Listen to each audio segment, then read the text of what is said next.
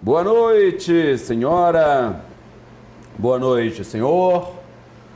Começando com muita paz no coração, mais uma semana dos belíssimos dias de julho, que nos entregam céus tão bonitos, marés belíssimas, e nós aqui nesse intermezzo, nesse mezzo caminare de questa nuestra volta, como dizia Dante, de chuva e não chuva, a gente vai admirando o pouco que sobra imaculado, que é o nosso céu. O nosso mar está poluído, as nossas matas estão agonizando e os nossos rios também agonizam. E é uma pena, porque uma grande característica do Maranhão é a sua riqueza hídrica.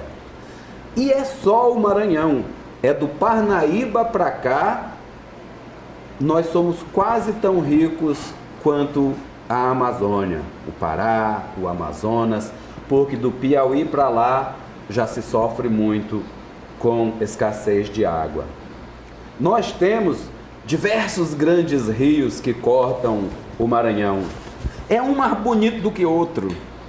O senhor e a senhora já pegaram o trem da Vale e vieram beirando o Pindaré ali e assistindo aquela serpente que vem seguindo? Aquilo é uma coisa linda. Já devastaram toda a Amazônia que tinha lá naquela lateral. O rio persiste. O Maracaçumé, que corria dentro da Amazônia maranhense, que o último restinho que tem é a reserva do Gurupi. E mais um ou outro terreno aqui, guardando as sucupiras e os ipês, que valem ouro nesse momento, mas são hectares que estão com os dias contados e são poucos. Hoje, nós vamos acabar com essa minha diletância, porque eu não entendo nada de rio, a não ser de suas belezas e de sua paz. Nós trazemos uma pessoa que entende de fato disso, porque estudou muito. Já foi professor da Universidade Federal do Maranhão lá em Pinheiro, hoje em dia está aqui na Universidade Federal do Maranhão, aqui do campus do Bacanga. Recebemos hoje o professor Leonardo Soares. Professor, seja muito bem-vindo aos Analistas. Muito obrigado pela oportunidade. Boa noite a todos os telespectadores.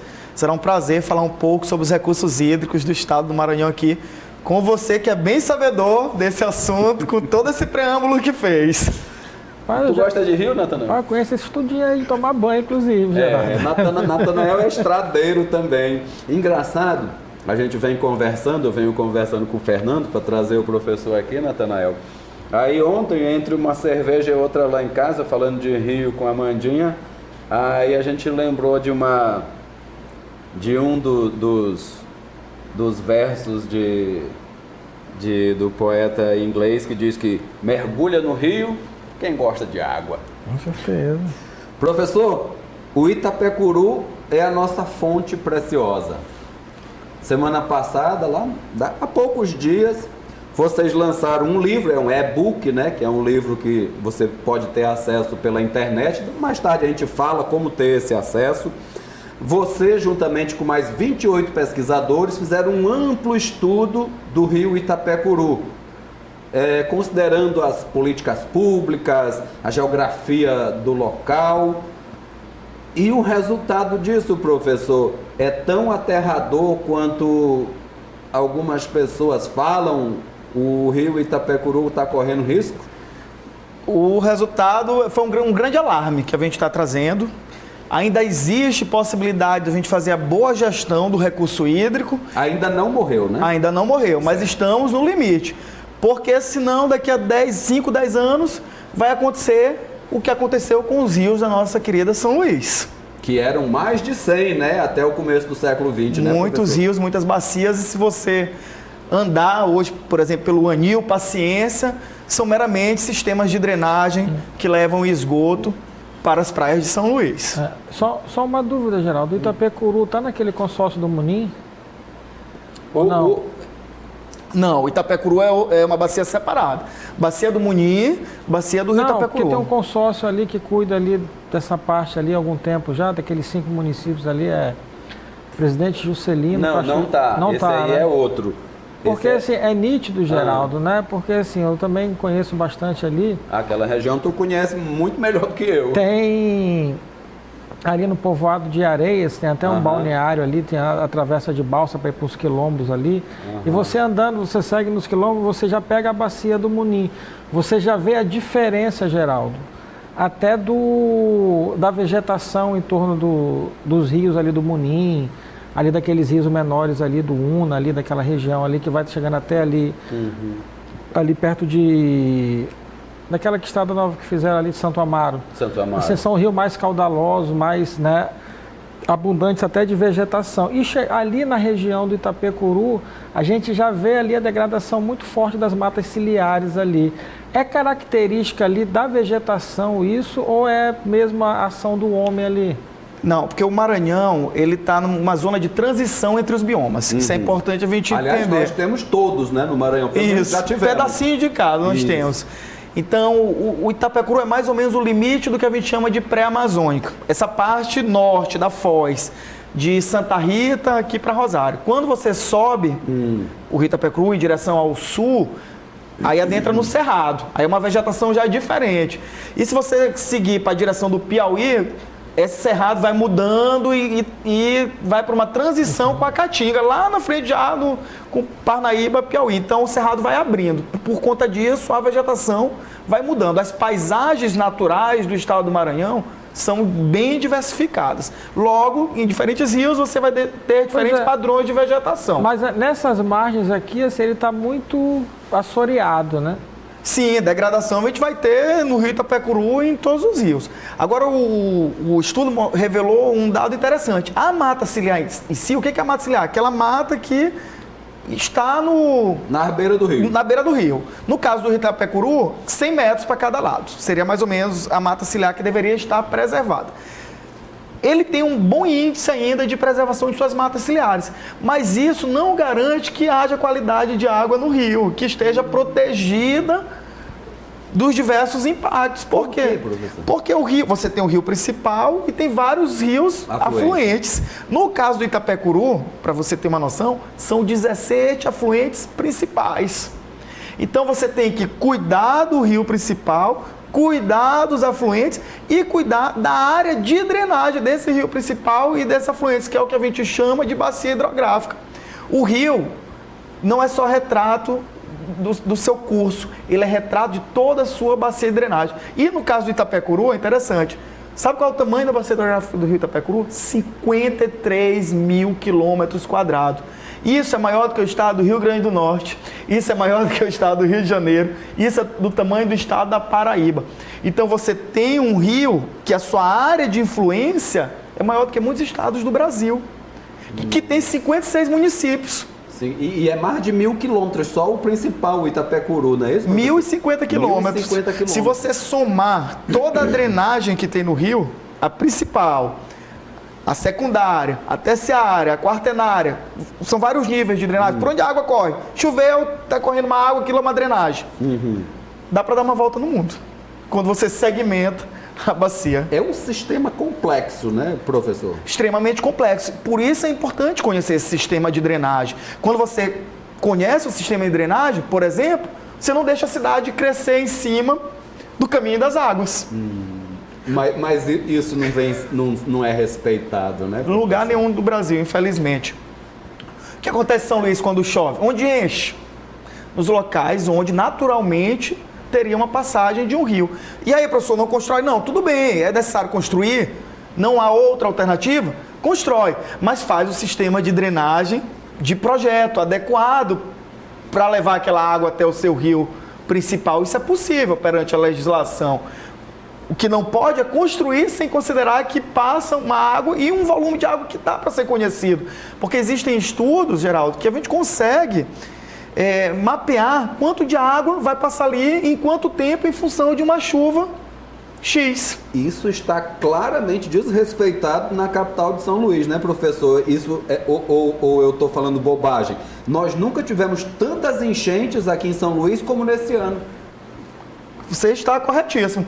Para comprovar isso, basta pegar o carro e tentar dar uma volta em um dia de chuva intensa na cidade, que vão ser pontos de alagamento. Não é excesso de chuva, é falta de drenagem por conta de excesso de construção. Excesso de construção e ausência de planejamento. Pronto. Então não é que você pode fazer isso, você obrigatoriamente teria que fazer essa drenagem, não é? Exatamente, para diminuir os transtornos, as pessoas. E além disso, essa drenagem é para levar drenagem pluvial, água de chuva.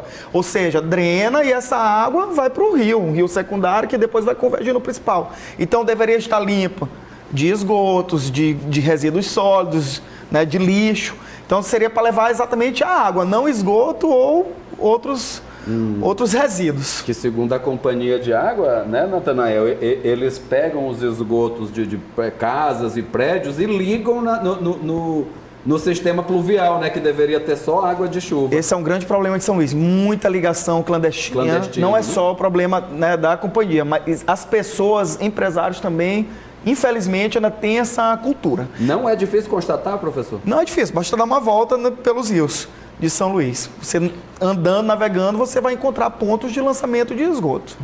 Mas voltando ali para o Itapecuru, muito se fala, né, do Itapecuru, Italuís, né, o sistema de abastecimento, esses problemas, todos a adutora. E muito se questiona se o rio suporta, né, o crescimento de São Luís, se vai ter desabastecimento. Qual é a situação real, professor, ali? Isso é importante. Primeiro dizer que o livro não trata dessa questão da quantidade de água, mas eu posso falar um pouco sobre isso. O rio Itapecuru ainda tem vazão para atender a demanda de São Luís. O problema de falta de água em São Luís não é um problema de quantidade de água que existe no rio ou nos rios. É um problema de infraestrutura para que essa água seja levada até a casa das pessoas, de sistema físico, de encanações, tubulações, etc. O rio Itapecuru, ele tem uma vazão mínima, que é quanto menos de água está passando ali no rio. No pico da estiagem, da época mais seca, em torno de 20 metros cúbicos por segundo. O que é isso? Seriam 20 mil litros a cada segundo, ou seja, 20 caixas d'água de 1.000 litros passando a cada segundo, só para dar uma explicação mais didática para as pessoas. Italuís, que foi reformado recentemente, um sistema lá em Campos de Perizes, retira 2 metros cúbicos por segundo. Então, veja só, no período de estiagem, eu estou falando de 10% da água que está passando, está sendo capitaneado. Se você fizer uma comparação disso com os outros estados do Nordeste, você vai ver que o Maranhão está muito bem servido de água. Por enquanto. Por enquanto. Aí, se eu vou para o pico da cheia, que vai passar 600, 700, então eu estou tirando um percentual muito pequeno. Então, o problema de água em São Luís, estou falando de São Luís, não é quantidade da água no seu estado natural, e sim a capacidade que, né, a companhia de saneamento tem em retirar essa água, tratar e colocar na casa das pessoas. Ainda. E uma outra questão é, se a água diminuísse, esse é o planejamento que a gente discute no livro. Se diminui a vazão de água, por que essa água não é captada no período de cheia? E armazenada. No Butantã, que está secando. Por que não existe uma tubulação específica? Olha o que é o planejamento.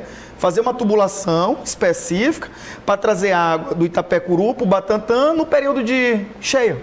Passar 5 meses bombeando. De uma água que a sua retirada não vai ter efeitos ambientais, uma vez que Italuís está quase na foz do rio Itapecuru, ou seja, está quase na chegada da água no mar. Então, bobeava e enchia. Butantã, que hoje está vazio, menos, eu acho que de 30% de sua capacidade, e nós teríamos uma água no período de agosto a novembro sendo usada do Butantã e diminuindo os efeitos no rio Itapecuru. Então, isso são questões que a gente pode discutir para no futuro próximo tá sendo feito. Nunca foi sugerido um projeto desse, uma ideia dessa, professor? O que existe? Para o rio Itapecuru, para o Rio Itapecuru, o último estudo que tem, que traz esse detalhamento, um recorte social, porque a gente discute questões socioeconômicas da bacia, questões culturais, arqueológicas, é inédito. De animais. O professor Arclay Bandeira mostra... No segundo bloco a gente discute especificamente isso. O que tem nesse livro. Tudo bem. Para o estado do Maranhão, é o primeiro estudo que engloba, que caracteriza o rio, para a bacia do Itapecuru, que caracteriza de forma mais detalhada. Em termos de gestão no estado, tem 2 bacias que estão mais avançadas em relação a outras, porém atrasadas em relação ao que a gente espera de gestão. Tá bom? Que é a bacia do Muni, que você falou no início. É o primeiro caso de tentativa de gestão. Isso foi muito bem feito. Logo após a Lei Estadual de Recursos Hídricos, 2004, acho que é 2007, foi feito o comitê, as pessoas participaram. Não sei como está hoje esse nível de efetividade, mas eu não tenho um estudo do Rio Muni, mas eu estou bem preocupado porque eu estive lá e eu percebi muito crescimento de algumas monoculturas, de soja, de eucalipto. No período de estiagem eu vi o rio com pouca vazão, então eu estou falando aqui como observador. Sim. Empiricamente, eu senti um nível de influência sobre esse recurso hídrico. É necessário a gente avançar, fazer um estudo específico para o Muni, mais detalhado, para saber como é que está essa demanda. E o Mearim também vem discutindo agora. Mas em termos de efetividade, o Maranhão precisa avançar muito ainda. A gente precisa empoderar as pessoas. A gente precisa ampliar a capacidade de governança dos usuários para que, de fato, a gente discuta a gestão de recursos hídricos. Se eu chegar hoje e perguntar quem são os usuários do Rio Itapecuru, me dê uma tabela. Pode ser que tenha essa informação, mas certamente ela estará incompleta. Não tem o mapeamento de todos os usuários. Quem tem poço na bacia do Rio Itapecuru? Eu vou lhe perguntar até onde que vocês descobriram com esse primeiro estudo. A gente faz um intervalozinho e voltamos aqui com os analistas. Hoje recebemos o professor do Departamento de Oceanografia. É bonito o nome do departamento, né, professor? Oceanografia e Limnologia da Universidade Federal do Maranhão, o professor Leonardo Soares, que, juntamente com um grupo de pesquisadores, lançou um estudo sobre o Rio Itapecuru. Vamos falar um pouco do livro, professor. Esse livro, o senhor e a senhora que se interessarem e querer saber mais, é só ir lá no site do IMESC. O livro está lá à disposição. O senhor baixa para o seu computador, vai lá, pode estudar, ler o livro todinho e depois fazer uma crítica aqui para o professor Leonardo Soares. Então, professor, foi partiu do IMESC, né? Esse estudo. Perfeito. Na verdade, a gente tem um grupo de amigos que foram contemporâneos na graduação e que se pós-graduaram, são professores, pesquisadores, e a gente vem debatendo bastante recurso hídrico no estado do Maranhão. É um deles? Não, o Felipe era o presidente do IMESC na época que a gente lançou o livro. Ele apoiou. Foi convencido pelas pessoas que estão lá. Perfeito. Professor Felipe de Holanda. Foi uma das pessoas carro forte, né, para a gente conseguir elaborar esse livro. Então, o IMESC, eu tenho um amigo que também é organizador do livro, que é o professor Iata Mazulo. São de diferentes departamentos, né, os pesquisadores? Exatamente, são 17 pesquisadores, a gente diz 27 autores, porque os pesquisadores se repetem nos outros capítulos. Entendi. Aí se você somar, dá 28, mas são 17 pesquisadores do IMESC, da Universidade Federal do Maranhão, da Universidade Estadual do Maranhão, Federal do Ceará, de universidades de São Paulo. Tem até um professor cubano, que é o Matheus Rodrigues, que assina o primeiro capítulo do livro, que é um capítulo teórico, que diz, olha, gente, é assim que faz o planejamento, é assim que faz a gestão e a governança. É um dos geógrafos mais importantes vivo do mundo. Mora em Cuba? É professor emérito da Universidade de Santa Maria, no Rio Grande do Sul, no Brasil. Maravilha. Então, esse livro surgiu a partir de um projeto que era denominado Dinâmica Ambiental da Bacia Hidrográfica do Rio Itapecuru, idealizado pelo IMESC. Eu fui convidado juntamente com um representante da UEMA e a gente topou fazer um conjunto de estudos para aglutinar em uma obra e aí mostrar para toda a sociedade. Então, o IMESC capitaneou isso, coordenou juntamente com a UFMA. A gente foi a campo 3 vezes, visitou o baixo curso, visitou o médio curso, visitou o alto curso do Rio Itapecuru, e depois de 2 anos a gente conseguiu apresentar essa obra para a sociedade, uma obra que qualquer pessoa pode fazer download, que dá para compartilhar em um WhatsApp, gratuita, não há nenhuma cobrança para ter acesso a esse livro. São quantas páginas, professor? Aproximadamente 286 páginas em formato A4. Em formato A4. Se a gente fizesse um formato pequeno, seria um livro de 400 ou 500 páginas. Maravilha. 7 capítulos, a gente queria fazer mais, mas é importante também, esse livro ele foi só custeado. As viagens pelo IMESC estão baixíssimo custo, a gente gastou menos de 5 mil reais para fazer esse livro, para oferecer. E a gente mostra hoje para o governo do estado, para os municípios, que o Maranhão tem know-how para estar discutindo isso. Então é importante a universidade se juntar com as secretarias, se juntar com a sociedade, vir para a imprensa e mostrar, ó, gente, está aqui o Rio Itapecuru, agora a gente vai divulgar isso ao máximo, estamos divulgando, depois vamos fazer seminários, por exemplo, já tem 2 workshops sendo trabalhados com relação aos resultados. Uma das autoras é uma das maiores autoridades de gestão de recurso hídrico do Maranhão, a professora Maria Jesus, que é professora do Departamento de Direito da UFMA e promotora de Justiça. Ela, no 2º capítulo, ela faz um apanhado geral de toda a legislação de recurso hídrico do Brasil, do Maranhão, e como isso deveria estar sendo aplicado por Rio Itapecuru. Olha só, ela está dando ali o manual da legislação para a bacia. E ela discutiu isso num grupo de WhatsApp, e os promotores das comarcas dos municípios que fazem parte do Rio Itapecuru pediram um workshop para discutir. Olha aí. Lógico que no workshop a gente vai aquém do livro. Aí o livro a gente tem determinado diagnóstico, a gente precisa discutir outras coisas. Vamos discutir no workshop, então vamos alertar os promotores. E aí eles vão, dentro da sua função constitucional, cobrar prefeitos, cobrar gestores, porque não dá pra gente tampar o sol com a peneira e dizer que não tem problemas no Rio Itapecuru. A gente tem que dizer que o Rio Itapecuru é um rio extremamente resistente, porque o tanto de pressão que ele vem sofrendo ao longo dos últimos 30 anos, e ainda ter água em quantidade e qualidade para oferecer à sociedade... Para consumo humano, água... Esse rio é um mito. Assim, existem problemas de qualidade de água. Por exemplo, no meu doutoramento, eu já trabalho no Rio Itapecuru desde 2012. Certo. Eu fiz um estudo bem detalhado de Italuís, que é em Santa Rita, até Rosário. Aí eu caracterizei a qualidade de água ao longo de 5 anos. Foram 60 amostras. E em 90% dessas amostras, os índices de coliforme estavam fora dos padrões de potabilidade.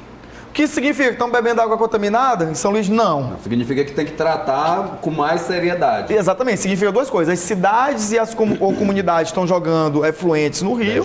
Sim. E o tratamento que a CAEMA e Italuís precisa fazer tem que ser um tratamento bem adequado. Eu acredito que seja. Tá? Eles existem níveis de qualidade que eles procedem lá em Italuís. E a água não chega contaminada na nossa casa. Principalmente ali em Rosário, que praticamente as 2 margens estão ocupadas, né, por casas. Tudo. Exatamente. Aí só para fechar rapidinho esse raciocínio. Agora, o que significa? Que pessoas da comunidade, eu tenho falado isso, que bebem a água diretamente... esses correm riscos.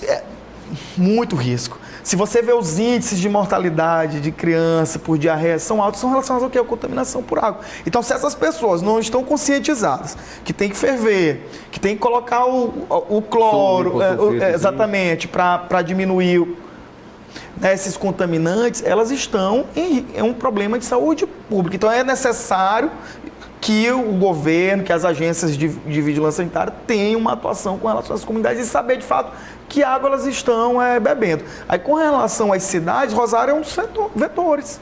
Mas Codó, quando eu fui em Codó, eu me assustei. Porque Codó é uma cidade grande, né? Uma das maiores do Maranhão. E não só Codó, mas a maioria das cidades que fazem parte da bacia do Rio Itapecuru tem índices de saneamento e índices de coleta e disposição de resíduo sólido baixíssimo. Nenhuma trata esgoto. Qual cidade do Maranhão trata esgoto além de São Luís? Um percentual pequeno. São Luís, hein? E Imperatriz, que é também um percentual pequeno. Para onde esse esgoto está indo?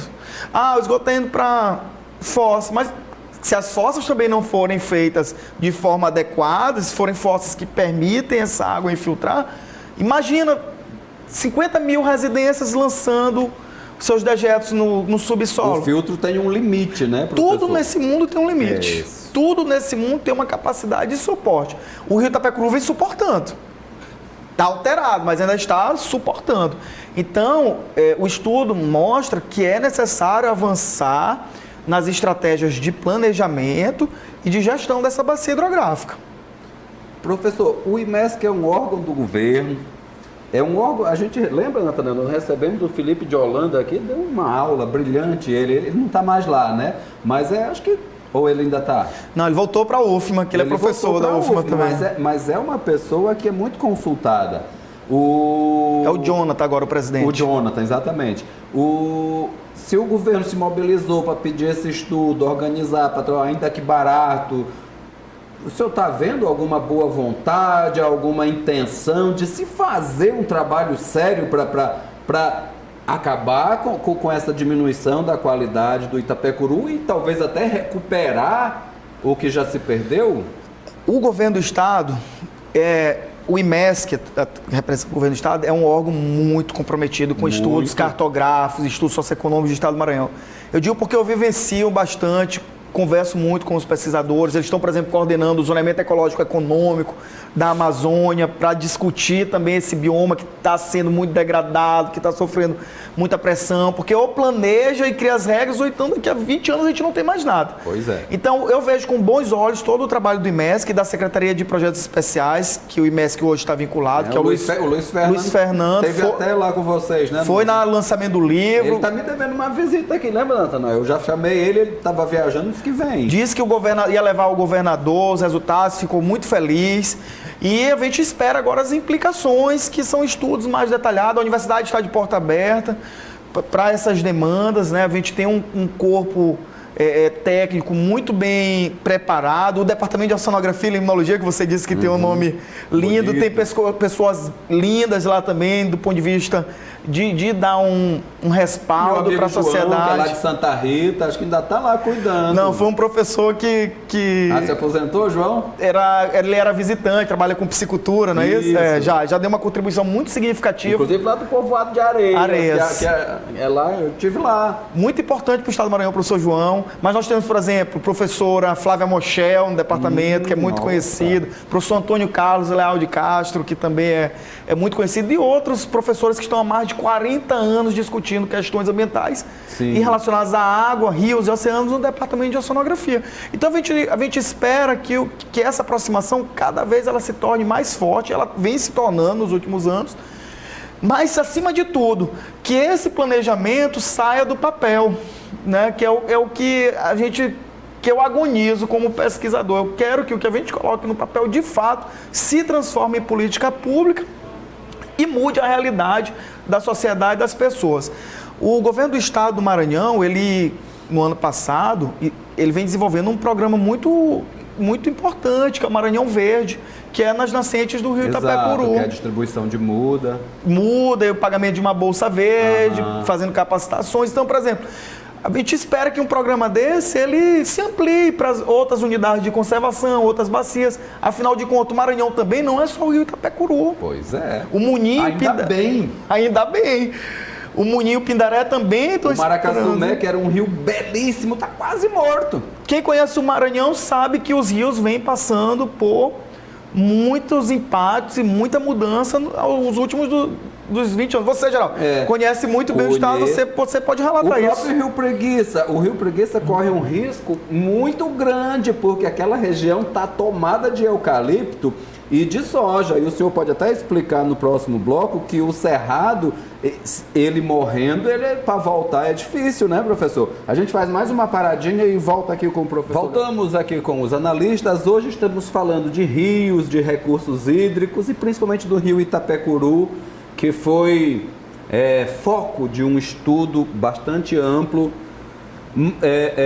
sobre a situação do rio. Professor, um estudo como esse, ele já serve de base para a gente imaginar como estão os outros também, né? Serve, a gente conhece também as outras bacias do Maranhão. Além de... Por exemplo, você disse, quando me apresentou, o professor foi de Pinheiro, trabalhei em Pinheiro 2 anos na universidade, no curso de engenharia de pesca. O rio Pericumã, a gente não tem referência nenhuma. Se você perguntar hoje, qual o estado do rio Pericumã? Pois é. vai ter falam de uma ponte aí que vai, não vai, que barragem que enche. Exato. Tem uma represa, que tu vai andando de barco, lá em cima tem uma represa que mexe bastante ali na vegetação ali, daquela região também.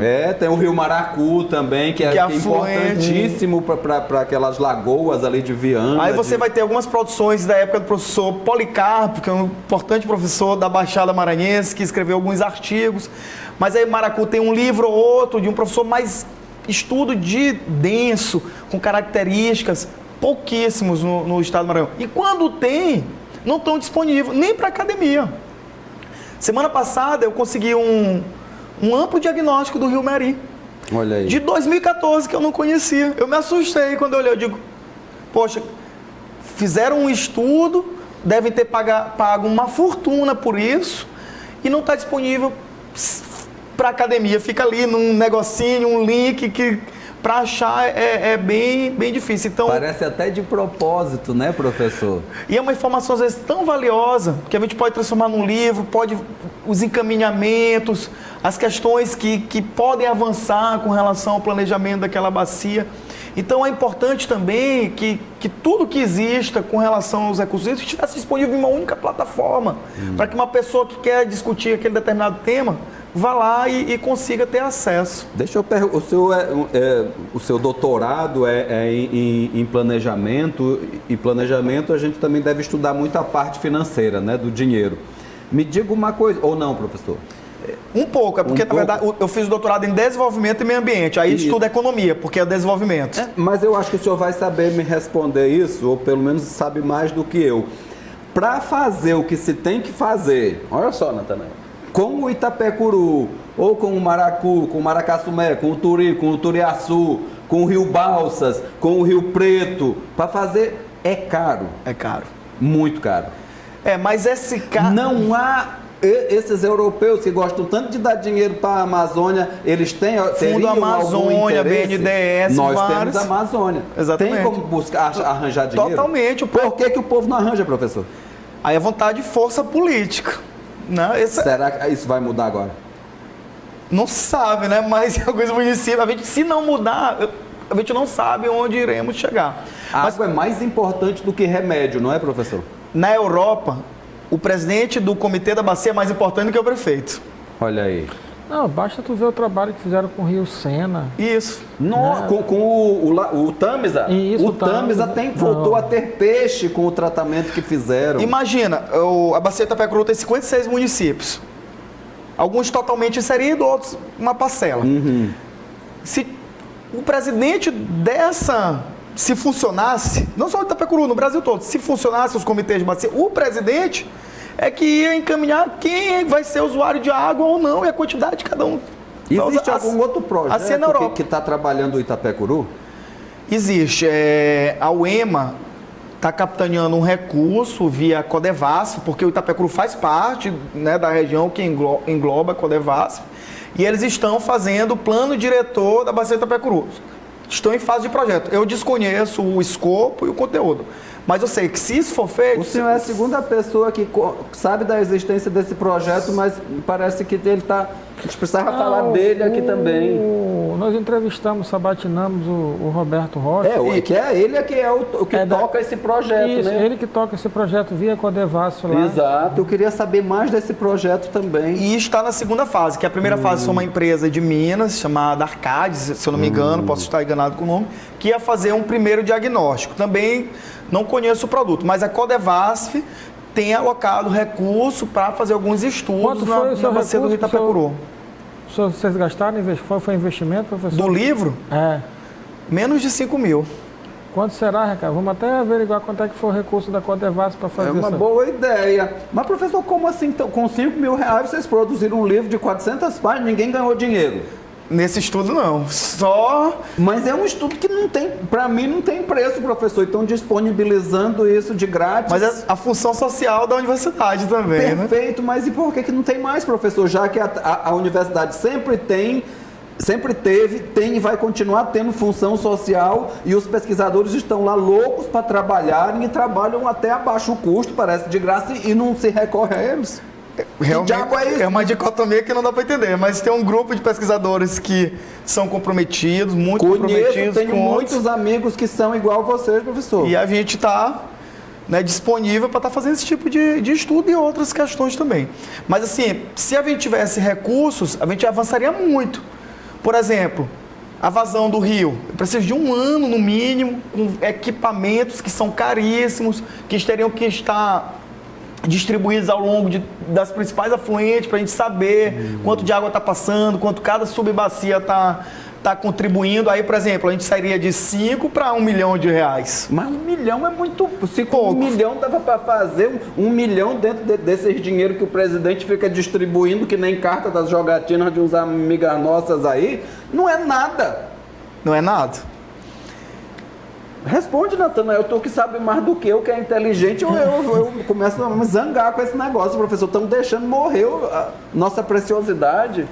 Rapaz, vamos comer hambúrguer que é melhor, Geraldo.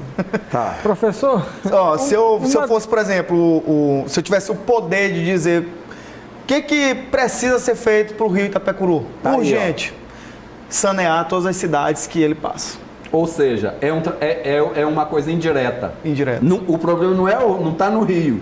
Ele vai parar no Rio. Exatamente. Então você teria que sanear todas essas cidades. E só isso já traria um grande resultado em termos de sobrevivência do rio. E segundo, você de fato dizer quanto que... Isso que é importante, mas é difícil. Um estudo como esse do livro não dá para mostrar, a gente teria também que avançar. Dizer que a avaliação ambiental é estratégica. Quanto de fato dessa bacia é possível ter de monoculturas? Quanto de fato dessa bacia é possível ter de pecuária? Ou seja, a gente pode ter agronegócio, pode ter pecuária, pode ter agricultura, é só a gente respeitar os limites, Os né, limites, professor? exatamente. quanto tempo levou, professor, para fazer isso? Então, para você ver, um livro desse que eu digo, é um livro simples, não tem nada de É, um e-book não tem... sofisticado em seu conteúdo, são métodos tradicionais da literatura que um conjunto de professores aplicou, mas a gente ainda levou 2 anos para escrever, organizar, corrigir, dar para os revisores, então leva bastante tempo. E o ambiente não aguenta esperar mais. Né? É urgente, né? Urgente. Antes da gente terminar, professor, me diga uma coisa, teve um negócio que eu achei muito interessante, eu acho que foi até a reitora Nair Portela que falou aqui em outro programa da gente, de um navio que vocês receberam.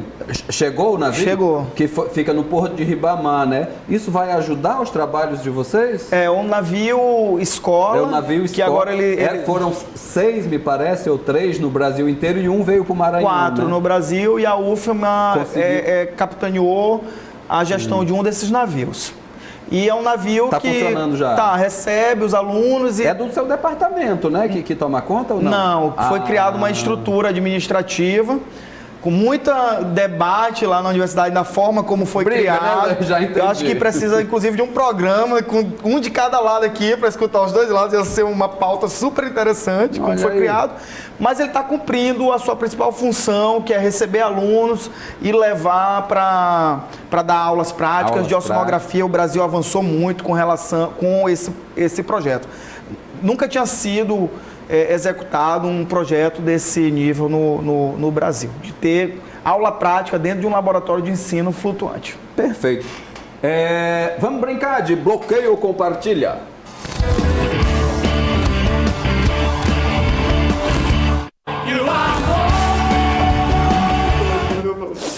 Vamos ver aqui. Professor, você é um jovem que já foi criado nas redes sociais, então já entendeu aqui. Vamos ver quem é que Natanael botou pro senhor aí. Bote o primeiro nome, meu querido Elielton e George. O ministro do Meio Ambiente. Bloqueio ou compartilha? Bloqueio. É mesmo, professor? Esse caboclo é difícil, né? Muito polêmico. Está mexendo com pautas, né, que tem que ter mais cuidado com as palavras, com indígenas, com quilombolas. Então, eu acho que ele é muito agressivo em determinados termos. Entendi.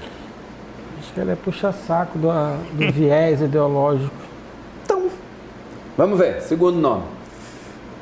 O governador Flávio Dino. Compartilho. Eu acho que o governo do estado, ele é professor de direito ambiental, Então, ele vem discutindo pautas importantes para o estado do Maranhão. Terceiro nomezinho. A Marina Silva. O seu bloqueio compartilha, Marina? Compartilha. É mesmo? Eu acho que é uma representante ambientalista mulher, guerreira, que saiu lá do interiorzinho do norte e conseguiu aparecer na política nacional e debate a questão ambiental com bastante firmeza. Apesar de algumas críticas, mas no global, na questão ambiental, preciso compartilhar. Por que, professor? Né? Até deixando o último, um pouquinho uma dúvida em relação a isso. O movimento dos verdes está crescendo na Europa inteira. Já deu sinais ali que a pauta se tornou necessária. No Brasil, o nosso Partido Verde, que já existe há algum tempo, mas infelizmente entrou na roda viva da política aí. Por que você acha que no Brasil que tem esse... Por exemplo, vamos popularizar, tem a Amazônia toda ali, que, sabe, que necessita muito mais de uma atuação política voltada para esse sentido, está patinando em relação à Europa? É algo muito complexo, né? Responder essa pergunta. Mas o problema também é que a Europa já destruiu tudo que eles tinham.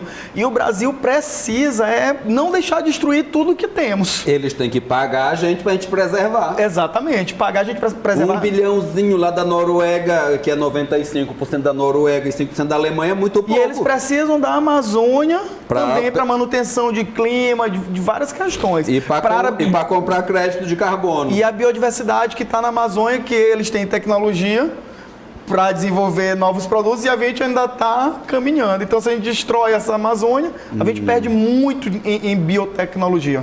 Mas tem muitos desses verdes aí que são meio neonazistas, tu sabe, né? Por falar em verde, bora ver o que é que vem aí agora. Tá aí, ó, o ex-ministro do Meio Ambiente e o caba do Partido Verde. Rapaz, essa foto tá... Será que é aquele do programinha lá do... Não, acho que é assim mesmo, né? Bloqueio ou compartilho, Sarney Filho? Ambientalmente falando... De qualquer jeitamente falando, professor. Compartilho, porque ele, como ministro de Meio Ambiente, ele discutiu... Foi muito melhor do que o que está aí. Avançou muito, inclusive, antes de entregar a cadeira, criou várias unidades de conservação no litoral do estado do Maranhão, fez trabalhos específicos para a zona costeira, lançou um projeto importante nos 30 anos de aniversário da Política Nacional de Gerenciamento Costeiro, que foi o Procosta, que vem discutir elevação do nível do mar, proteção da linha de costa. Então, por conta da atuação como ministro, eu compartilho sim. Isso é bonito, né, Natanael? Tá certo, quase todo mundo reconhece o ex-ministro Sarney Filho como tendo feito coisas úteis. Professor, venha mais aqui no programa, é um assunto que nos toca profundamente. E traga aqueles seus amigos para brigar aqui junto com a gente. Muito obrigado. Pode falar ao povo maranhense, à comunidade universitária e acadêmica. Muito obrigado. Eu agradeço a vocês dois pela oportunidade. Não é comum a gente ver pautas ambientais sendo discutidas em programas com esse nível de detalhamento, de crítica e de aprofundamento. E o Departamento de Oceanografia e a Universidade Federal do Maranhão estão de portas abertas para a gente estar discutindo aqui qualquer tema relacionado ao meio ambiente. Então, muito obrigado aos dois pela oportunidade. Como a pauta foi oceanografia, eu queria mandar um abraço para Clarissa, amiga minha, formada há muito tempo em oceanografia na UFAM. Lembro que a gente fez uma viagem há muito tempo, a Ilha de Cajual, alugamos um catamarã, vamos estudar lá o bioma lá, vamos nessa, a gente foi. Clarissa, né? Amiga prima da tua amiga Karina. Qual delas? Karina, te lembra dos anos 90 ali? Karina, professora de filosofia? Parece que é.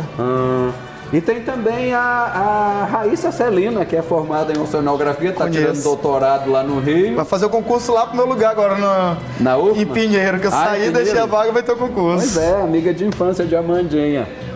Ao senhor e à senhora, vamos preservar o nosso meio ambiente. Ele é como se fosse uma extensão do nosso corpo. O meio ambiente somos nós. Grande abraço a todos e até amanhã. Amanhã vem um deputado aqui, eu vou perguntar duas coisas difíceis para ele. Até lá.